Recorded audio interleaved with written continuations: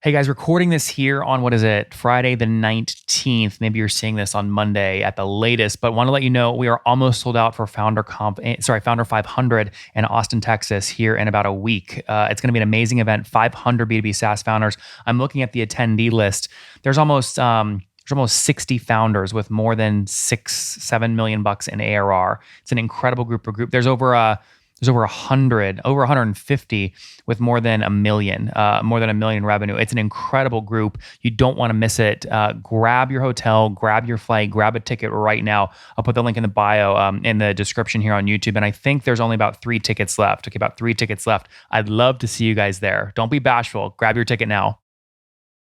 Hey folks, my guest today is Justin Aronson. He graduated college with a BS in business, double minor in economics and computer science, road crew all 4 years, so he's competitive as hell, I guess, varsity captain for 2, felt a strong passion in college to help make universities a more connected, network-focused place for students, and so he decided to build Campus Tree, which is what he's focused on today. Justin, you ready to take us to the top? Let's do it.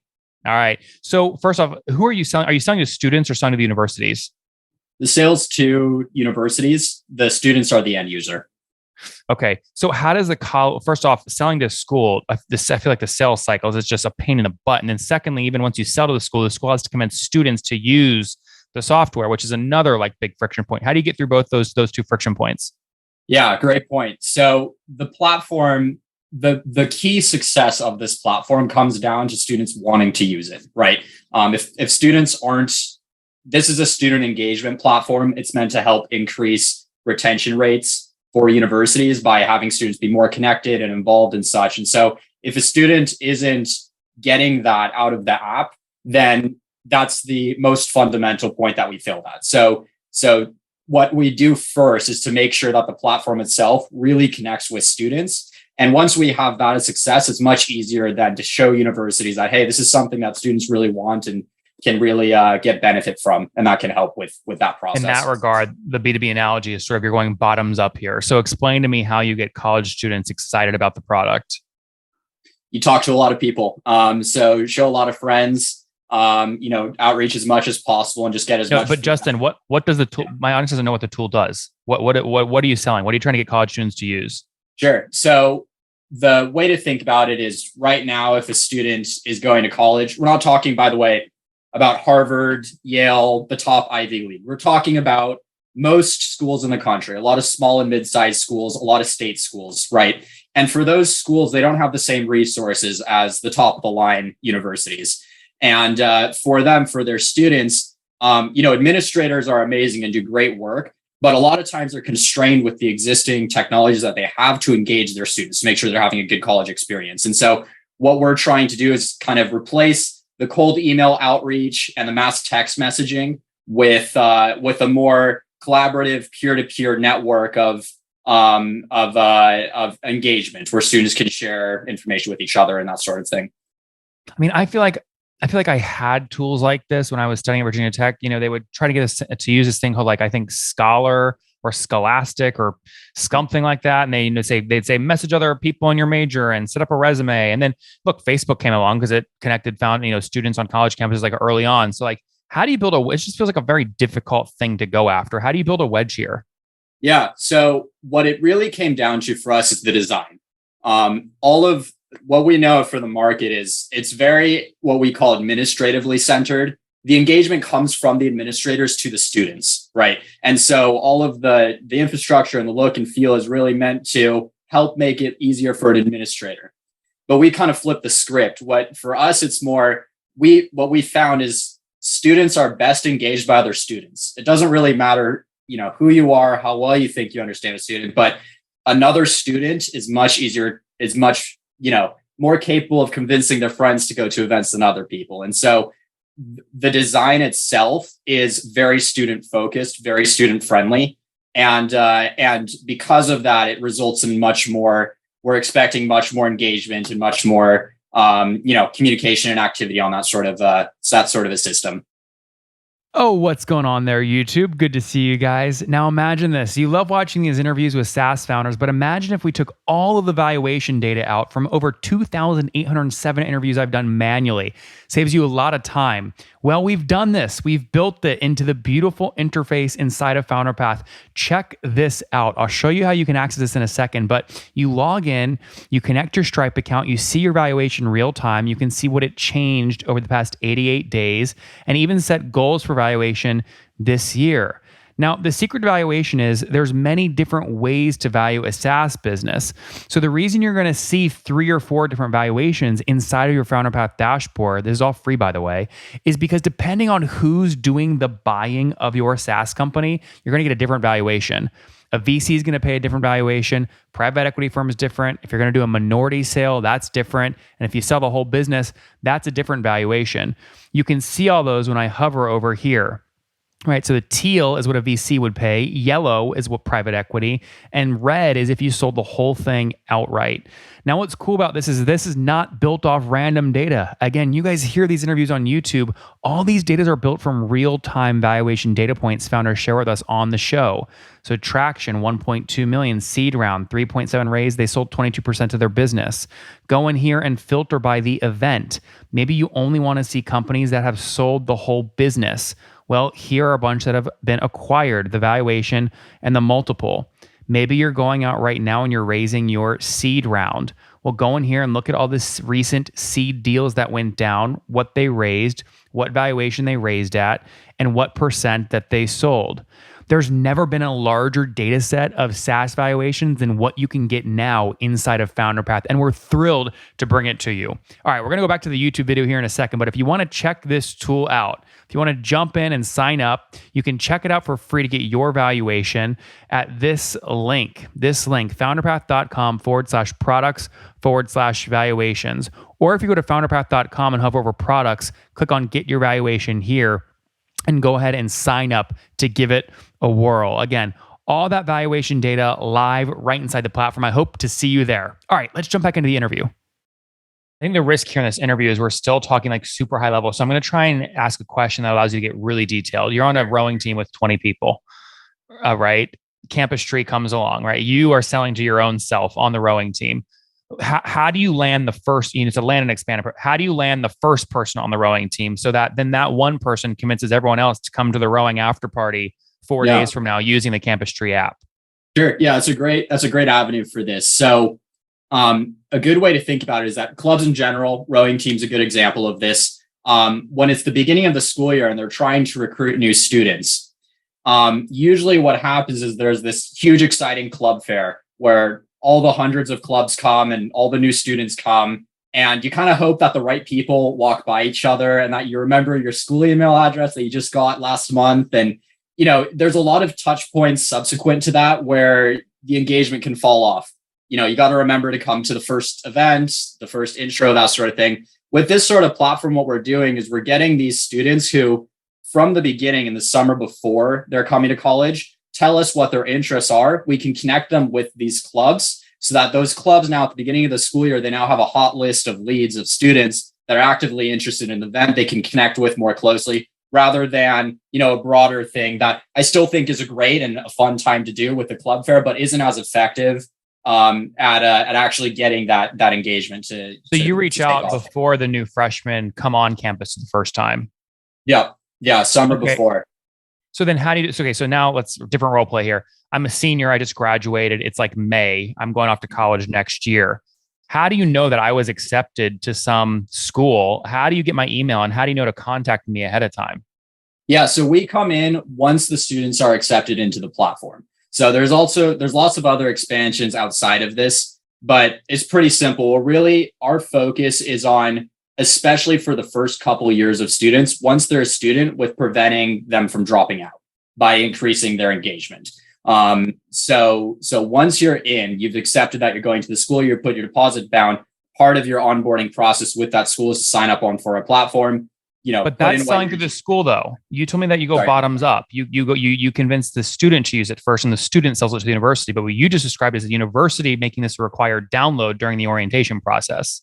Yeah. So the university is the one who's distributing the platform, right? But Okay. what I meant to that initially is that it's the student focus that is really driving the success of this, right? The Okay. design and all of the relating things are meant to be a place for students to go to. It's I not see. as administratively centered. Yeah. I see. I see. Okay. And the website's not live yet. So I assume you guys are still building your pre-revenue. We're pre-revenue. We've got an MVP, but we're redeveloping with the funding off of a new design paradigm that we found to be a lot more effective. So obviously, new school year is coming up here shortly. Are you running active beta tests right now with new students coming in as freshmen? So I can't speak on that right now with the new students, but I'll say we're in exciting conversations with universities about rolling out this platform later on. When did you write the first line of code for the platform, or you and your team? Yeah, so we pivoted a lot. This platform started off as a college roommate matching service. What year? Back when about 3 years ago now. That was the first version. And from there, I knew that the root problem was, college engagement and connection. But it was really finding about what is the right solution for this. And so over, a series of a ton of pivots, we ended up to where we are now. How many people drop out students per capita in the US? So the freshman class, if you're a first time student, about 26% will leave nationally on average, just in that first year. That high, really? Yeah. And over a 6-year period, usually measured over 6, then 4, because some students are delayed and such with graduating, over 40% of those students won't graduate, which is a lot of lost revenue from tuition, fees, housing, food. All of those things are millions of dollars of lost revenue that we're trying to bring back in through these retention rates. Well, if you're in your 4th year and you can't graduate because you haven't completed something, that means you have to pay for college for a whole other semester, which increases revenue for the college. Why would that decrease revenue if they didn't graduate? There's a couple reasons. One of the primary reasons is retention is a pretty big focus of colleges for their standing, right? Colleges seem to be more attractive if they're able to get students out in a shorter time period, which boosts their rating for more students and more qualified students wanting to come in. That's one of the primary reasons for that. But I mean, if every college had their way, they would keep students paying fees as long as they possibly could with new programs, MBA programs. I mean, whatever they could get it, right? They don't want people leaving campus at all. So I guess, how do you think about that? Yeah, it's an interesting point. I personally don't have much to comment on with the university side on that. But I do know from the student side of the platform that, of course, their priority is to save as much money as possible. And so for them, there's the opposite force of students wanting to graduate earlier. So, yeah, I don't really know. I don't have much else to say on that. How are you, a startup founder, you got to figure out how to make ends meet while you're trying to get your startup off the ground. You've been doing this now for 3 years. You're still pre-revenue. I mean, how are you doing consulting on the side? I mean, how are you funding basic human needs? Yeah. So when we started 3 years ago, that first year and a half, I would say, was a lot of formulating. We weren't spending much money. It was just me really at the time, with a couple friends I was working on at the beginning. And there was very minimal expenses. When I was getting closer to graduating, that's when we really started to step the ball up. And so far, I've personally been funding it. It's all coming out of my pocket at this point. So do you own 100% of the business then? I own 95%. We've got advisors that are coming in, and we've got a team of some great people that are also working for us. Well, I like that you're betting on yourself, holding 95% instead of giving away, 80% to someone else to try and help you out. I love that. That's bullish. Thank you. Yeah. We're going to be having to raise money. But so it won't be 95% then, but hoping to maintain as much as possible, of course. Well, you mentioned the catalyst. You said earlier, you casually mentioned you were redoing the design or a design paradigm or something that you found. You said you used the words using funding. So did you already raise a very small angel round or something? No, we haven't raised yet. By that, I meant that the funding round that we'll be doing, a large part of that is going towards bringing on a development team. I see. How do you, right now, obviously markets are compressed, right? How do you, and you're pre-revenue, right? So it's really tricky. How do you tell a story that allows you to attract capital in a market like today? It really comes down to the problem being so severe for a lot of these schools. I can't give any specific names of universities right now, but there are multiple schools that are in deficit, or just losing millions of dollars. Let's agree on that though, Justin. Let's agree. Yeah. Let's agree. Let's say the whole world agrees on that. Colleges Yeah. are in deficit and there's a major problem. Let's agree. Mhm. Second part of the story though is founder product fit. Sure. So like, why are you the guy that's going to like win the space and go get 30 universities in the first 3 months on your platform? We've recognized the right approach for this, right? It's one of those things where the market is currently the competition is based off of that older administrative model that I mentioned, where the outreach is coming from the administrators to the students. We found that, like, through all of our research and so forth, the right approach is really to go through the students for the student engagement. And so I was a student, right? I was pretty involved myself. And so I experienced firsthand, a lot of these problems that with some friends or people that I knew who weren't engaged, that can result in dropouts and so forth. The other big piece I would mention too about the product that's a huge sell on the investment side, is data that we're collecting. Because of our approach to student engagement, we're able to get a lot more granular with what we can understand about student activity and what's driving increased engagement, what's not working, so forth. And so far on the market, we're the only people who are able to do this. I can't talk too much about that in this space right now. But that's a huge sell for universities. Well, but like, how do you know that? I mean, you just said earlier, like you're talking to colleges about using it in the future. You're talking in the future tense. So like, I mean, you say you've like shown and proven you can do this, but like you haven't been able to say like, we're already live at 10 colleges and they've signed up 5,000 students, which is fine, by the way. That's not a hit. I'm just saying, like, you can't say that you've proven it, but you don't have anything live yet. You know what I mean? So yeah, here's kind of the way I would think about it.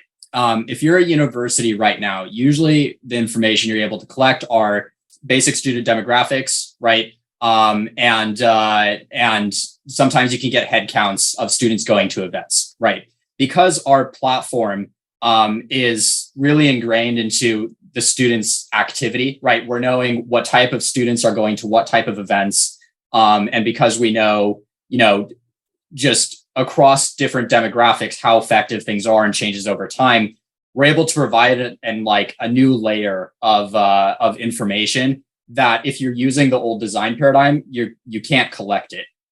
So it's coming fundamentally from the difference in approach. All right, we're rooting for you, man. Wrap up here quick. Famous five. Number one, favorite book. I'd say Extreme Ownership, Jocko Willink. Number two, is there a CEO you're following or studying? I've been looking at you recently. Congrats on the raise, by the way. Thanks. We zero equity to raise 135 million bucks in debt. Just want to point that out. I hate dilution. There's other deal terms, but yeah, no, I appreciate that. Number two, is there a CEO? Sorry. Number three, what's your favorite online tool for building Campus Tree? Trello. Simple. Trello. That's a good one. Number four, how many hours of sleep do you get every night? Probably average around 6.5, 7. Okay, good stuff. And situation, why? I think you just graduated. This is probably an easy one for you, but married, single, kids?